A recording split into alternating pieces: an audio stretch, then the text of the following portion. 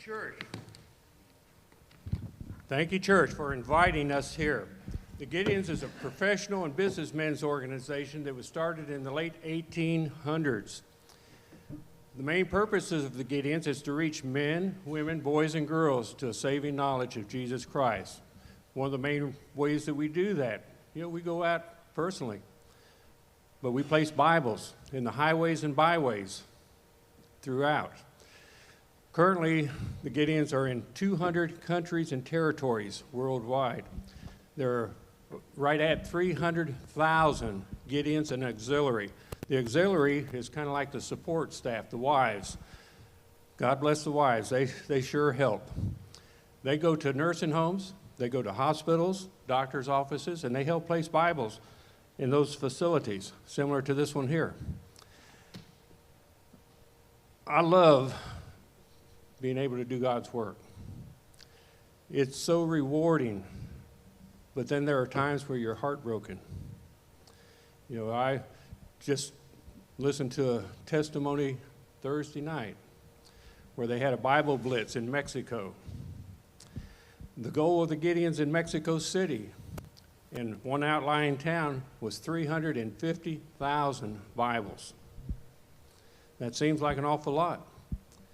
And it is in our terms, but not in God's terms. 2-week period, they passed out 400,000 Bibles. There was a speaker that was speaking at a church similar to this. He always had a plan that when he spoke that he would put money into the offering plate. They had a special offering. Now after the Gideon message, the pastor said, we're going to pass the plate twice, once for the church expenses, once for the Gideons. He put $20 in with the church offering. He put $20 in with the Gideon Bible. After the service, a gentleman came up and said, you made a mistake. And the Gideon said, well, what do you mean? The pastor said, you put too much money in. He'd put a $20 bill in. The pastor told him, that pays for their electricity for a month at the church. Also, you put too much into the Gideon offering. You put in more than the whole church did. That kind of breaks my heart. The pastor of the church that he was speaking at was the only one there that had a Bible. The Bible he had was like 20 years old and it was ragged. He said, there in Mexico, they have a little different thing where just about everyone can get a phone real cheap. This little thing here is called the Gideon card app. Now, I've got the Bible on my cell phone. The pastor said, let me have that. He went through the instructions there.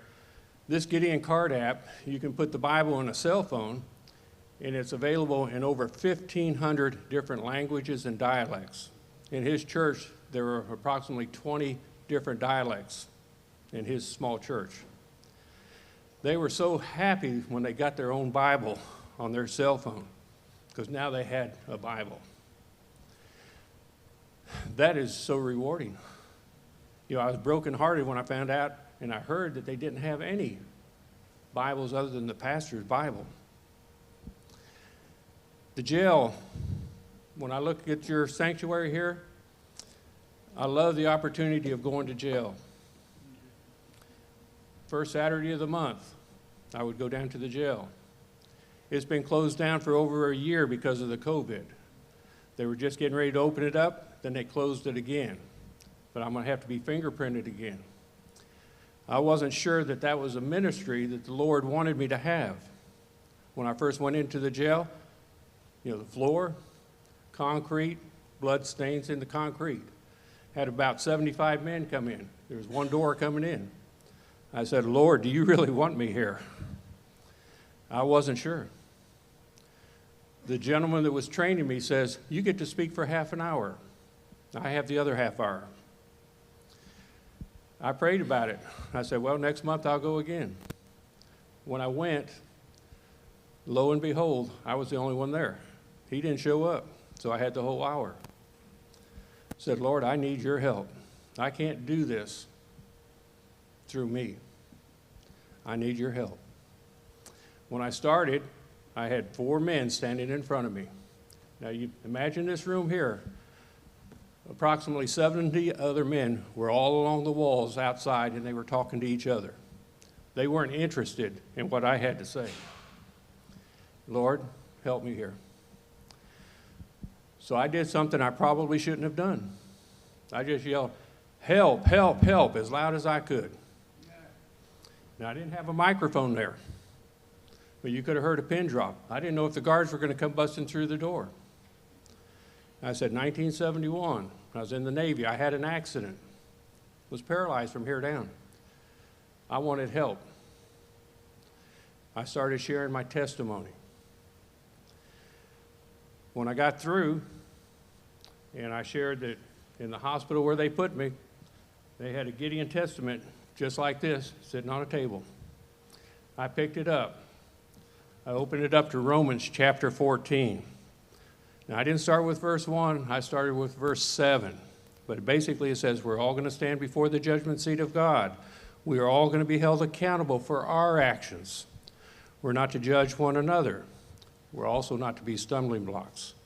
The devil had done something where he got hold and he locked me out, and I said, if that's the way a Christian acts, I don't want any part of that.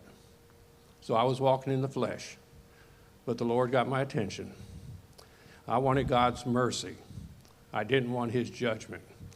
When I shared with those men, there were 25 decisions to either rededicate their life or ask the Lord to come into their life. I knew from that time on, God wanted me to go out. And I love sharing God's word. It's strange, but I'll go into the gas station. The lady say, would you pray for me? I said, pray for you. What's going on? I'm having problems with my family. I don't know how she picked me out. And I said, I'll be glad to. But the Lord opens up doors. He opens up windows. But you have to be available. I told you the main purpose of the Gideons is to reach men, women, boys, and girls to a saving knowledge of Christ. I could tell you a bunch of Gideon stories. I told you basically mine. But we partnership with churches. We put the Bibles in the hotels, the motels, hospitals, nursing homes, the jails, even at the hospital, Memorial Hospital. They treat inmates from Lake Butler.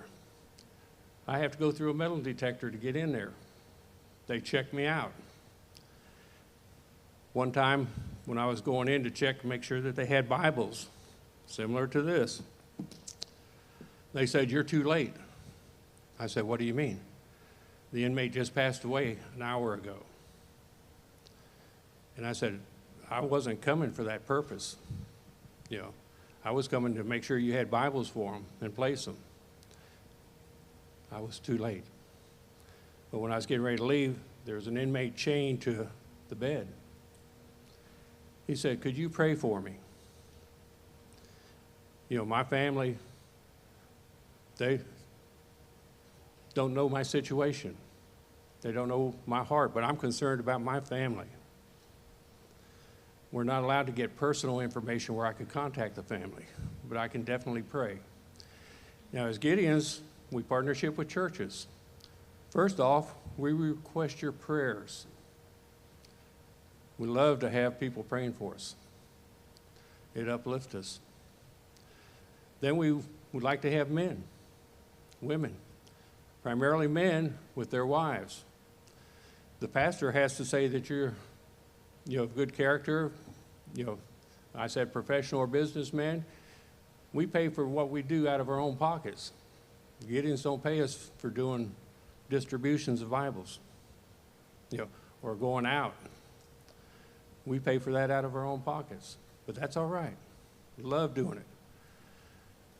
The thing is, the last year, we've had a 10% decrease in Gideons, mainly because they're getting old like me, like Jim.